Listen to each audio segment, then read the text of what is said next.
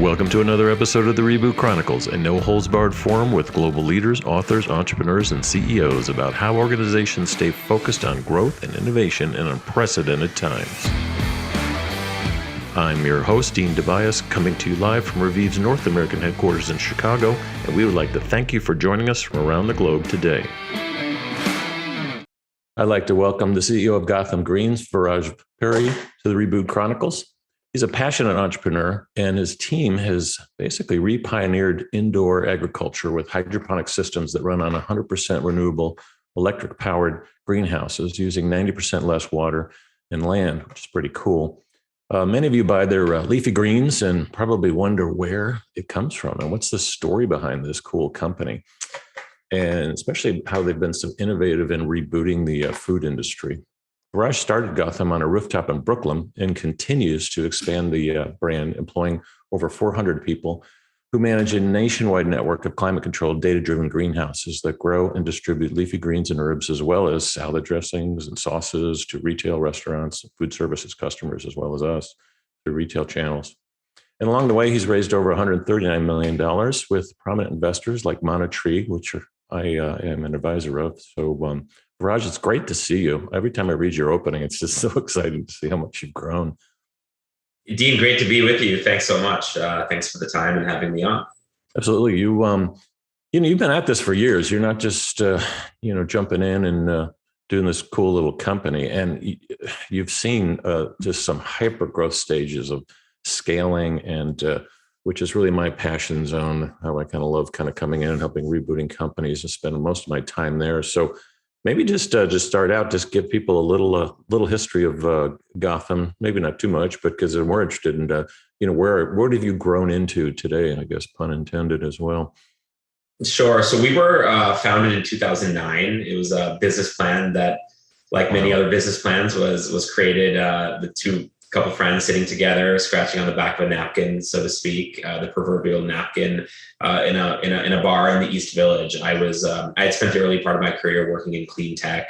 I was really drawn to renewable energy, green building systems, other sort of transformative technologies that could address climate change related issues, as well as natural resource efficiency. And I certainly don't have an agricultural background, but I was exposed to these high tech greenhouse facilities through a previous job, and I just became enamored with the technology and thought it was a phenomenal way to grow food, and it really had this opportunity to help transform sort of the food supply chain.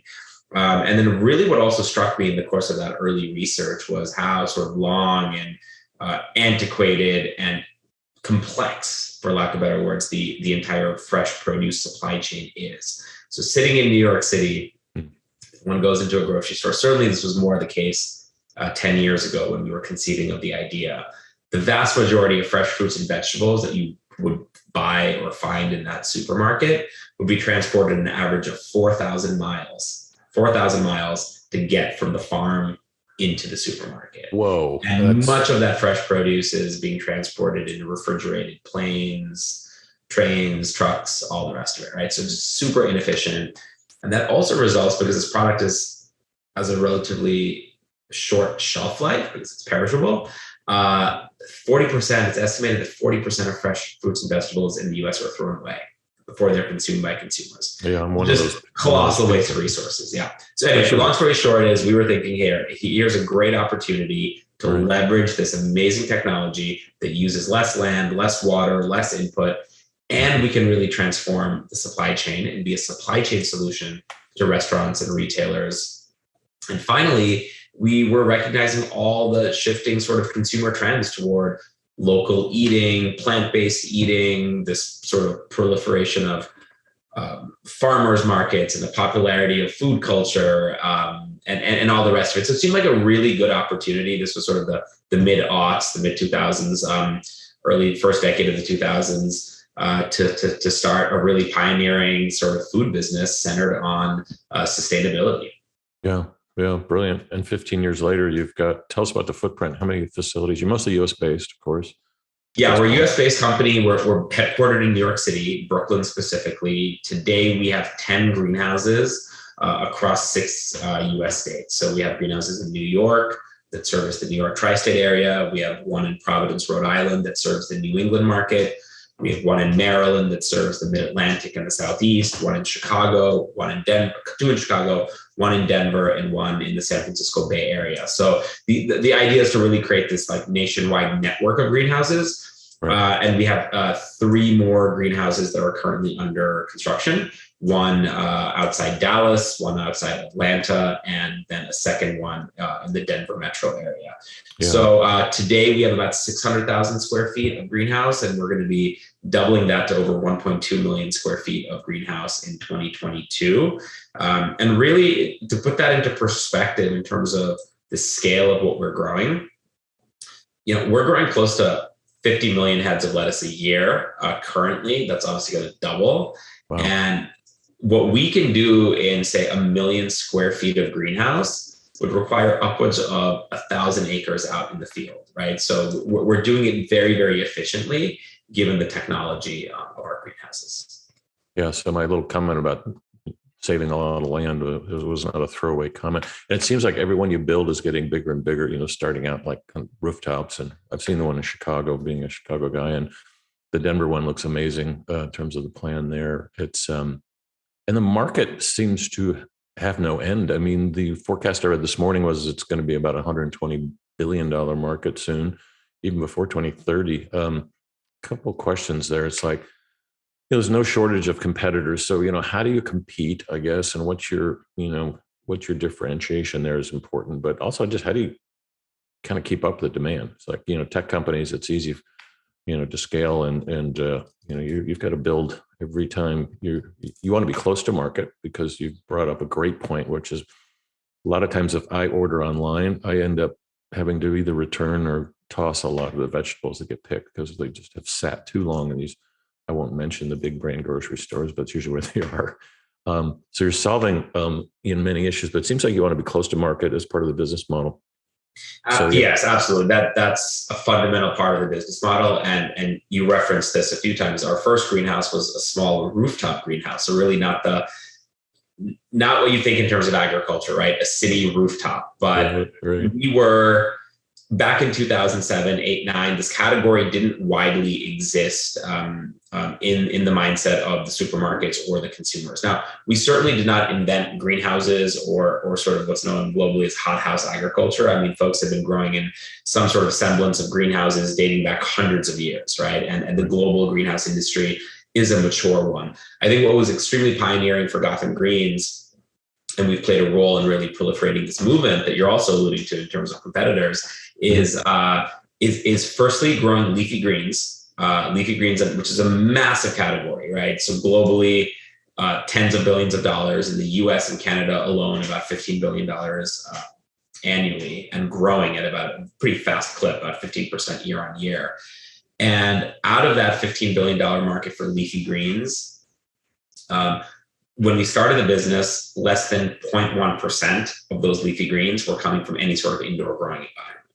And fast forward 10, 15 years now it's about 3%. So still small, but that's 3% of a $15 billion market. Yeah, that's a big curve. So it's growing a lot. So that was one thing that was pretty pioneering, I think, in Gotham Greens' approach, was the focus on leafy greens. Mm-hmm. And the second thing that was really pioneering was this idea that we can be doing this in a decentralized manner and grow the produce close to the large urban centers. So we thought it was really important for us to launch the product in New York, launch our concept in New York. I mean, we live in New York. This is a city that sort of is home to so many different pioneering industries across finance, fashion, food, media, marketing. There's a lot of innovation that happens here. So we felt like if we can make a name for ourselves in New York, then the concept should export hopefully pretty well to other markets. And that first rooftop greenhouse was literally sold out within a few months of opening. So it exceeded our expectations. And it was very clear to us that the demand for the product, is far greater than the supply that we could do from that one tiny rooftop greenhouse. So we realized very quickly that it was incumbent on us, if we were going to be a real player in this industry and really scale, we would need much larger sites. So we sort of are now building, but it was still really important. The value proposition, again, is to be close to that market. So we've moved a little bit off those like hyper urban rooftops into these much larger, but sort of still urban, right? Think about where all the distribution centers are, the Amazon distribution center, name other big box retailers. They're just on the edges of cities, right? Close to the airports, close to the ports. They're a little bit outside, but they're basically servicing all the stores and the residents of those cities. So we built substantially larger facilities. And as you referenced, it requires a lot of capital because we are actually building, we have to acquire land, and then we're actually building physical buildings. A brick and mortar. I mean, not literally, they're glass and steel, but so it is a capital intensive business. We've had to acquire a lot of real estate and spend a lot on construction, but that is required to meet this huge growing demand. So when we started the business, we had to really pitch retailers on what is the point of this? What are the benefits? What's the value proposition?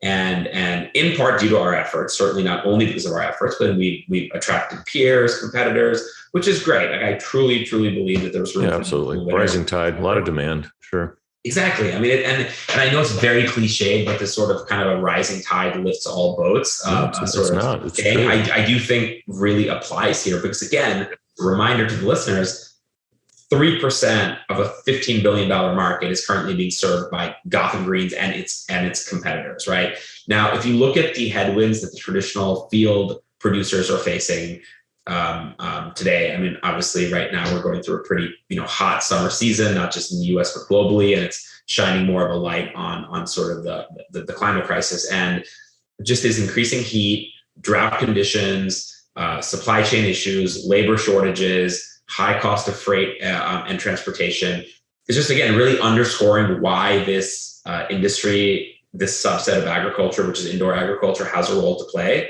And so I welcome more and more players because we're not certainly going to be able to do this, on our own. I just had Myco Technologies on and, mushroom-based ingredients. And he's like, we need more competitors. This is just a massive market. And, you've gone beyond that. You've done so many things. Like you're kind of reimagining urban landscapes and creating new ways to farm and produce local food and revitalizing communities. And seems like a very innovative, sustainable future is in your DNA.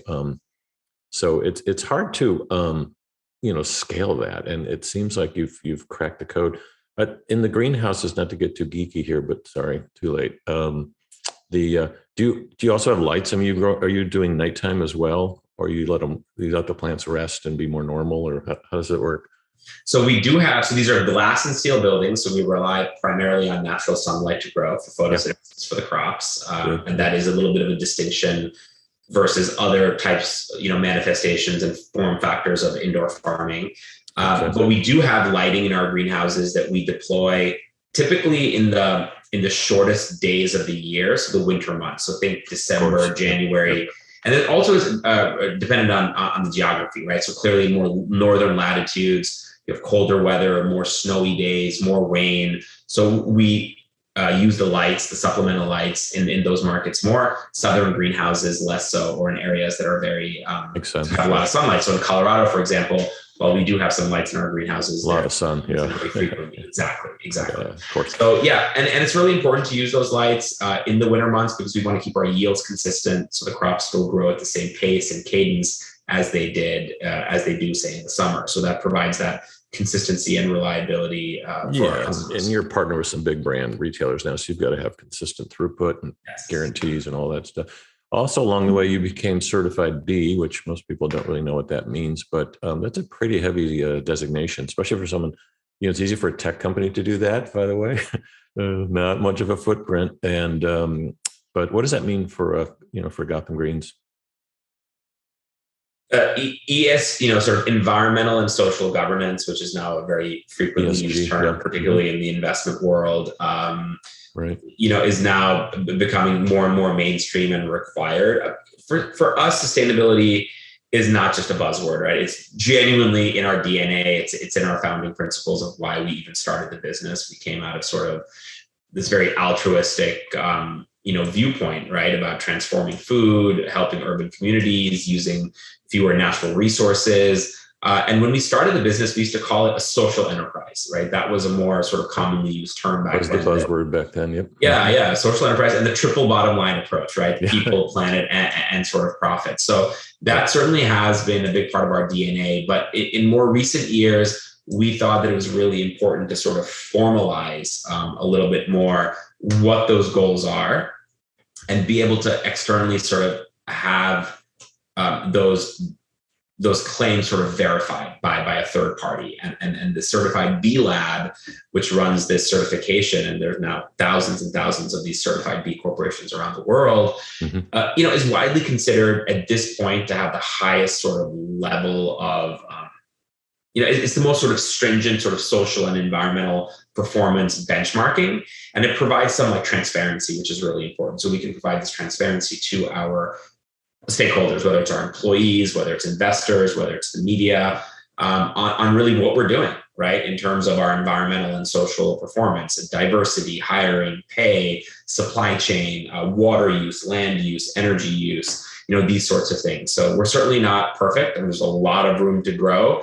But this is a third-party accreditation, which we think is really important to validate what we say, and also to set goals and do benchmarking and then to track things. So we're not just saying, hey, we're saving 90% water, but no, we're actually recording the water use by meter, and then we have to publish it and get it verified by this third party. Yeah, and eventually people are going to want to publish a lot of that stuff on the blockchain to verify it, because there has been a lot of greenwashing. A lot of puns in this episode, by the way. But so making this urban farming more practicable and scalable is one thing. Under glass is another. As you see the planet going from maybe 8 billion to 10 billion, I forgot what the decade hit forecast is at. I think it's 50. But how does this sector, which is still a small percentage, gazillions of dollars, but small percentage, how does it actually become a more impactful player in that? Look, personally, my professional and personal viewpoint is that indoor farming is highly unlikely to ever surpass or sort of replace more traditional open field farming in terms of production capacity, right? We have just too many mouths to feed, and we have too many diverse crop types that require a growing environment. Think a rice field, right? You have to flood, irrigate it, things like that. I don't think in our lifetime or anytime soon it's going to be commercially viable or make much sense really to grow rice in a controlled environment. That being said, right, so I want to be really careful that I don't believe that indoor farming is the future of agriculture. I believe it will be a part of the future of agriculture, right? So especially for highly perishable, in many cases high value fruit and vegetable varieties, I do believe that indoor farming could potentially become the dominant form of food production, not just in the US, but globally. Yeah, right. I think there's a lot of food sovereignty motivations here. So if you think about COVID and how so many countries in the world, particularly sort of, all countries certainly, but certainly countries like the Middle East, parts of Asia, that are so heavily reliant on their food imports, particularly for fresh fruits and vegetables. Literally, their supply chains just stopped, right? The fruits and vegetables just stopped coming into the country, right? They just weren't available. Yep. And that's really highlighted. And closer to home, places like Alaska, right? I mean, they get most of their produce to the Port of Seattle. The Port of Seattle had to close because of COVID reasons. So the state of Alaska literally was down to like 2 days of food supply. So pretty scary stuff. So I think policymakers, elected officials are really seeing the need to be much more self-sufficient in food systems, and growing in these controlled environments is one possible solution to do that, right? Because you can grow regardless of weather, winter, summer, fall, night, day, desert, mountain, doesn't really matter. So I do think, and then also just as from a trend standpoint, consumers, retailers, restaurants are increasingly recognizing the quality and consistency of greenhouse and indoor grown product, particularly if it's grown closer to them. So yeah, I do expect this business model and this segment within agriculture to grow significantly in the years to come, and especially as consumers pay more attention to the food that they're consuming, eating, and how they're impacting the planet. And let's just talk about cost. Like, does arugula kind of like grown on a rooftop in Brooklyn cost much more than what Whole Foods is trucking in from California? The operative part of that question was the end, the trucking part. So if you include the trucking part, we're basically at price parity today. Yeah. So it's a little bit more expensive for us to produce it, but think about it, we don't have the transportation costs. So if you really compare lettuce to lettuce, I was going to say apples to apples, sticking with the puns that we can do here. But if you really compare apples to apples, so to speak, the landed delivered cost of that arugula into a supermarket in New York, whether we deliver it from New York and grow it in a more expensive way, or it's grown in a cheaper way, but trucked in from the field in California, is essentially a parity today. Yeah, because you're just doing last mile delivery. And by the way, there's a half a dozen companies working on innovating that. So it's so many options are going to be available there. But yeah, that's actually the reason I asked, because it's like, how do you, and is it maybe in your plans to, so you're replicating, you're scaling in the US. How do you take this internationally? We certainly field a lot of requests from folks in different countries, whether it's governments, policymakers, entrepreneurs, and we are seeing a huge proliferation of these business plans and startups in many of these countries. I certainly think that we can play a role as a partner. Right now, we're really focused on building out our business here in the US. That's not to say there isn't a huge market opportunity and a business opportunity, but we're pretty focused on the US market today. But really open-minded and opportunistic to find partners. I don't have a lot of hubris that I know how to run. It's hard enough running a farming company here at home, let alone running a farming company in say Abu Dhabi or Shanghai, for example. But look, we talk to a lot of people. This is a global industry. Many of our vendors, our academic partners are based in Europe or other parts of the world. So it is a very global industry, and I look forward to opportunities to partner and collaborate and do things elsewhere. Yeah, it's smart. So what does the next, I don't know, 4 or 5 years look like for you? We're really focused on building out our network and scaling this business across the US and just making more impact. We literally started, it was me and 2 friends, right? We were doing everything, crazy business plan, going out and asking friends and family for money and trying to get loans and all the rest of it. Now we've run into a mature business with over close to 500 employees. So it's been super rewarding, but I truly believe that we're just getting started in some ways, because again, come back to that, we're only serving 3% of a $15 billion market that's growing 15% year on year. So we really want to take our brand and our form of farming to other parts of the country so that you can walk into a supermarket in Austin or Houston or Dallas or Atlanta, New York, Maine, Chicago, wherever, right? And buy that Gotham Greens product. So you recognize the brand, it stands for the quality, stands for the sustainability, but you also know that it was grown locally in that market, not that it's been shipped in from one of Gotham Greens' other greenhouses, say in New York or Chicago or something, right? So exactly. I think that's really the goal and the mission, is to continue to advance this form of agriculture. And we are optimistic that Gotham Greens will continue to be a big player in the sector. Brings up a good point. A lot of consumers don't look for that, so they need to see that local certified stamp. I haven't noticed it on your product. So does it have the geo tag on it, or? It does. The thing is, every state has its own rules and regulations of what can be defined as local or not. And the fact is that it's not really a defined term per se, the United States Department of Agriculture, the USDA. So every store is a little bit different. But yes, most of our packaging will tell you where the product's grown. It'll say grown in a greenhouse in Chicago or New York or Providence or Denver, so on and so forth. So we really try to highlight, or the in-store signage, perhaps in the store will say, grown X amount of miles from here and stuff like that. So yeah, I think that's important. A lot of people are getting more concerned about what they're buying and where it's coming from. Even if you went into like a Walmart store and everything that was made, let's say in China, was identified, it would probably be hard to buy anything there, but it's probably not a great example. But in the local groceries, I've just noticed the smaller, there are certain stores that do that and they cater to it. And then the mass brands, maybe not so much, but it seems like you guys are rebooting that. And so tell us about the other expansion plans besides, geography-wise. You've got to build a lot of locations, but product-wise, you've been announcing some new stuff. You're not just doing leafy greens. Tell us about what's the lineup going to look like.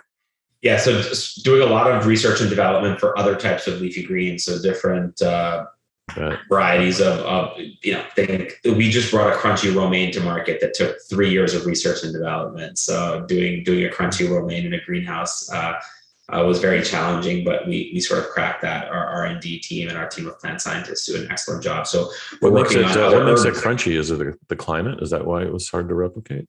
Yeah, it's a little bit harder in a greenhouse where you have higher humidity, higher temperature control. Yeah. You're not dealing with the wind. You don't have the soil, but you have an outdoor environment. So it's a little bit more challenging to recreate some of those environmental factors in a greenhouse without the product, having other adverse, sort of things happen to it. So, but yeah, there's so many other herbs and greens and because we're obviously primarily growing for flavor, quality, those sort of attributes, but it also has to make sense from a business perspective, right? So just because you can grow something doesn't mean you should. Like any other farmer, you're growing for yield as well. So what about things like cannabis and those kind of categories?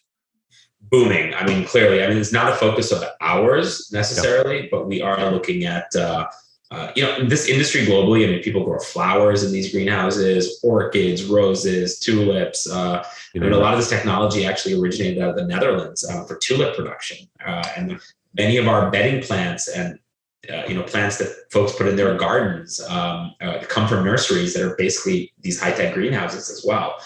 Tomatoes, cucumbers, peppers, all these types of products that your listeners are buying in supermarkets. A lot of them are grown in greenhouses and indoor farming setups anyway.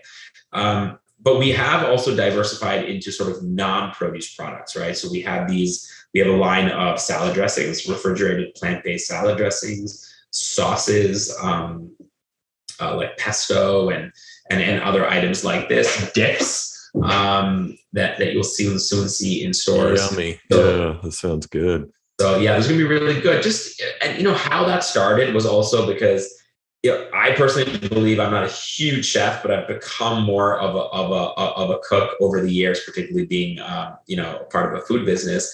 And it's amazing how much the flavor and aroma that herbs can basically add to any dish, right? And so we had a really, really strong basil product that just does very, very well. We grow incredible basil. One of my partners in the business and our chief greenhouse officer, Jen, did her master's thesis on basil, knows basil really well. We grow killer basil. And basil is used in a lot of different cooking, but it's also used a lot to make pesto, right? Basil pesto, exactly. A very popular thing. So we were making our own pesto, and our fans on social media or fans of the product would report how they would buy a bunch of our basil to make pesto. And just the light bulb went off one day. Hey, why don't we make our own pesto? Because it's made with our incredibly fresh basil, which is coming across in terms of the flavor. Oh my gosh. So that the floodgates open, and then our basil suddenly became the best-selling basil in certain retailers, and now it's one of the best, leading pesto brands. Pesto takes a lot of basil. You're like consuming a bunch. Is it more profitable to sell the pesto or the raw basil? Actually, honestly, the CFO is probably wondering. Both are. We wouldn't be doing it if both weren't. So both of them work pretty well. And so then that led to let's do a chimichurri sauce, and you use parsley, and you get, there's other herbs that go are the basis of so many other dips, or sauces and condiments. So that's been really exciting. So consumers will certainly recognize us based on our leafy greens and herbs, but then there's a good chance they have tried or currently have in their fridge, one of our dressings or sauces.